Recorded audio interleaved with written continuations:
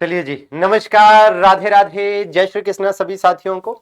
दोस्तों, इस सेशन में हम बात करेंगे इलाहाबाद हाई कोर्ट आरओ की वैकेंसी के संदर्भ में अभी तक की सभी अपडेट्स पर कि इसका कब नोटिफिकेशन आने जा रहा है और इसका एग्जाम कब तक हो सकता है, इसमें कितना समय लगेगा, कितने पदों पर वैकेंसी आने जा रही है, इसमें क्या योग्यता होती है, क्या आयु सीमा होती है और क्या पैटर्न होता है, सारी चीजों पर बात करेंगे। सिलेबस पर भी बात करेंगे। अंत तक सेशन को ध्यान से देखिएगा और आपसे निवेदन रहेगा कि कृपया चैनल को सब्सक्राइब भी कर लीजिए। आपको जो अपडेट्स हैं वो मिलती रहेंगी और हमारे telegram group GS by BK sir से जुड़ जाइए ताकि जरूरी study material, contents and all जो है आपको उपलब्ध होता रहे भैया। ठीक है, बाकी निश्चित रूप से आपकी तैयारी अच्छी चल रही होगी। जिस भी एग्जाम की आप तैयारी कर रहे हैं करते रहें। दिमाग में आप इलाहाबाद हाईकोर्ट भी रखिए क्योंकि ये भी एक अच्छी वैकेंसी है और चाहे यूपी की बात करिए चाहे आप भारत की बात करिए, सबसे तेजी से पूरी होने वाली वैकेंसी है ना। अभी देखिए जो चीजें हैं मैं आपको बता दूं, एक सीधा सीधा कैलकुलेशन आपको बता देता हूं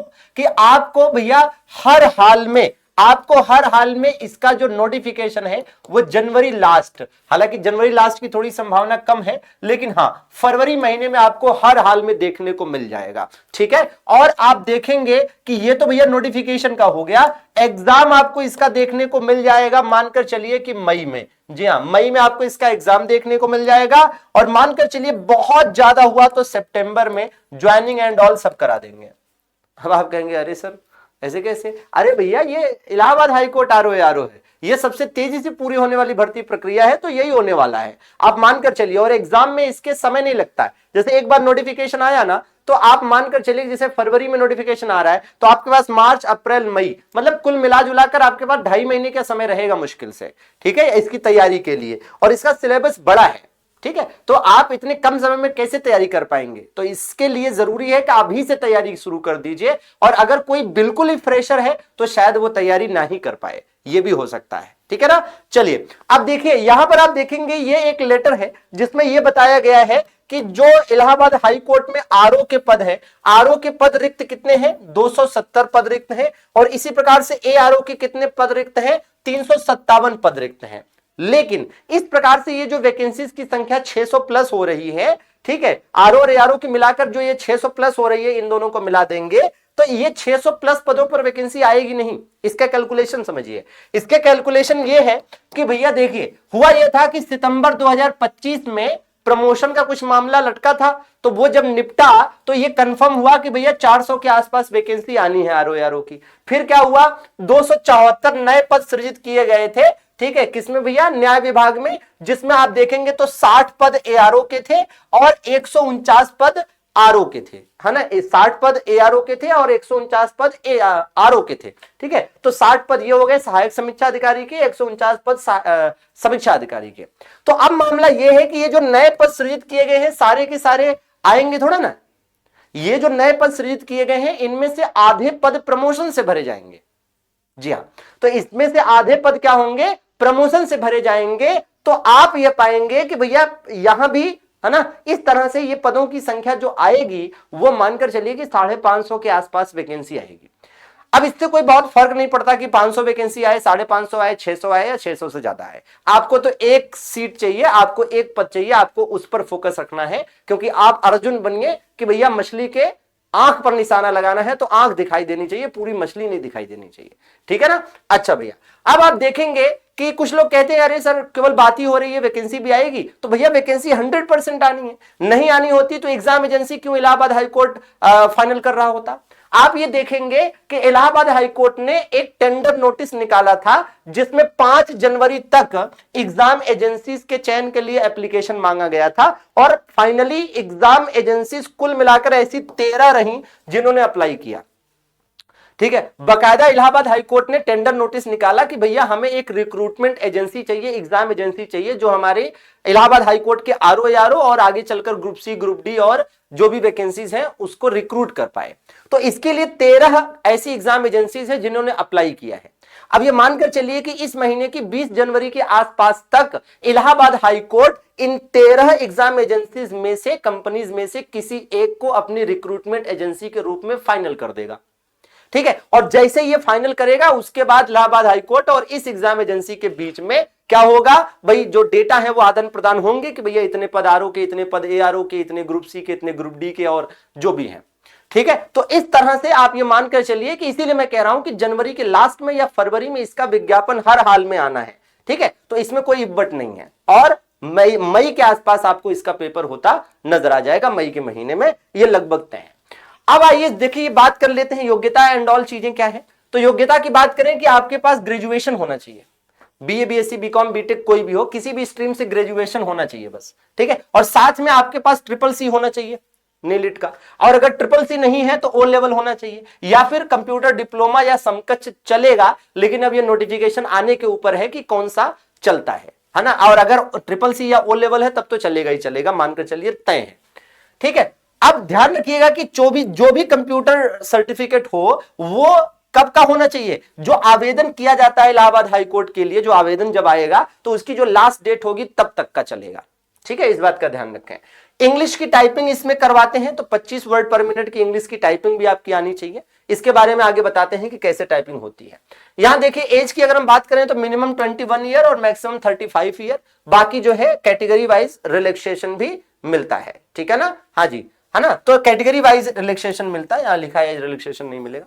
ठीक है ना, तो कैटेगरी वाइज रिलैक्सेशन आपको देखने को मिल जाएगा। ठीक है, अब यहां पर आप देख लेंगे एग्जाम पैटर्न की बात करें दोस्तों, एग्जाम पैटर्न में ये होता है एक ही दिन पेपर होता है। ठीक है, हाँ जी, एक ही दिन पेपर होता है। क्या होता है, 200 क्वेश्चन 200 नंबर के होते हैं। 200 क्वेश्चन 200 नंबर के होंगे, 3 घंटे का पेपर होगा। ठीक है, 200 क्वेश्चन 200 नंबर के होंगे, 3 घंटे का मतलब 180 मिनट में 200 क्वेश्चन करने, मतलब एक क्वेश्चन के लिए 1 मिनट से भी कम का समय आपको मिलेगा।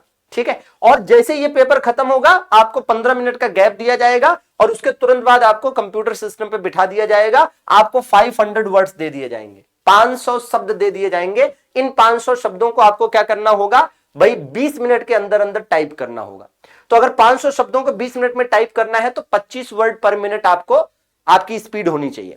अब इसमें आप जितनी एक्यूरेसी और जितनी चीजें मेंटेन कर ले जाएंगे आप उतने अच्छे नंबर ले आएंगे।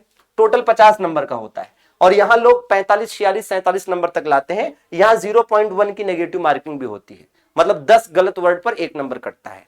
ठीक है भैया, और ध्यान रखिए कि ये जो 200 नंबर है, ये जो आपका 200 नंबर है और ये जो आपका 50 नंबर है, ठीक है, इसी पर मेरिट बनती है। इस बात का ध्यान रखेंगे, 200 प्लस 50 मतलब टोटल 250 पर मेरिट यानी कि फाइनल जो कट ऑफ है वो बनती है। लास्ट टाइम जो एग्जाम हुआ था उसके हिसाब से इसका सिलेबस देख लीजिए और सिलेबस मोर और लेस यही होने की उम्मीद है पूरी। ठीक है ना, कि भैया आपका जीएस 120 से ज्यादा क्वेश्चन आए थे, कंप्यूटर के 22 से 25 क्वेश्चन, रीजनिंग के 25 क्वेश्चन, हिंदी के 10 क्वेश्चन, इंग्लिश के 10 क्वेश्चन और यूपी जीके के 8 से 14 क्वेश्चन। ठीक है, तो इस तरह से आपका ये मानकर चलिए कि हिंदी इंग्लिश 10-10 क्वेश्चन हो गया, रीजनिंग 25 क्वेश्चन हो गया, कंप्यूटर 20 प्लस क्वेश्चन हो गया, बाकी पूरा जीके जीएस है जिसमें UP GK UP current affair भी शामिल है। ठीक है, लेकिन इसका सिलेबस ब्रॉड इसलिए माना जाता है कि आपको history, polity, geography, economy, science, current affair, static GK ये तो पढ़ना ही पढ़ना है, जो कि ट्रेडिशनल सब्जेक्ट है, सारे एग्जाम में आते हैं। इसमें इंक्लूडिंग क्या है, इंक्लूडेड इसमें यह है कि आपको यूपी जीके भी पढ़ना है, आपको कंप्यूटर भी पढ़ना है, इसमें आपको पर्यावरण एवं पारिस्थितिकी एवं एग्रीकल्चर भी पढ़ना है। समझ रहे हैं, ये सब चीजें भी इसमें एडिशनल है, इसलिए थोड़ा सा इसका सिलेबस ब्रॉड माना जाता है। ठीक है, और साथ में हिंदी इंग्लिश दोनों ही है। ठीक है, तो वो भी करना है। तो इसलिए आप मानकर चलिए कि अगर अभी से आप नहीं सजग होंगे, नहीं अगर ध्यान देंगे तो फिर बाद में इसकी तैयारी का मौका मिलेगा नहीं। इसलिए अभी से लग जाइए और चीजों को कर लीजिए बढ़िया तरीके से। ठीक है, अब अगर हम बात करते हैं साथियों मेरिट कितने पर बनेगी, तो मेरिट की अगर आप बात करेंगे तो मेरिट आप देख रहे होंगे कि भैया देखिए 200 क्वेश्चन का ये पार्ट 1 जो होता है, 200 क्वेश्चन का एक जो पेपर होता है और 50 क्वेश्चन की जो टाइपिंग होती है 250 पर बनता है और मेरिट भैया ज्यादा जाती है। अब लोग कहेंगे धांधली होती है इसलिए मेरिट ज्यादा जाती है। अरे भैया नेगेटिव मार्किंग नहीं होती इसलिए मेरिट ज्यादा जाती है। तो नेगेटिव मार्किंग नहीं होती तो यहां पर लोग 200 में से, नेगेटिव मार्किंग नहीं होती तो यहां लोग 200 में से 150 160 नंबर तक ले आते हैं और यहां 50 में से 45 46 47 नंबर ले आते हैं, तो 200 के ऊपर मेरिट तो जाएगी ही जाएगी। इसमें धांधली वाली बात कहां से आ गई। और दूसरी बात यह है कि ये यूपीपीएससी का आरओ यारो नहीं है कि इतना खतरनाक क्वेश्चन दे देगा कि आपसे होगा ही नहीं। ठीक है ना, तो ये चीज भी है।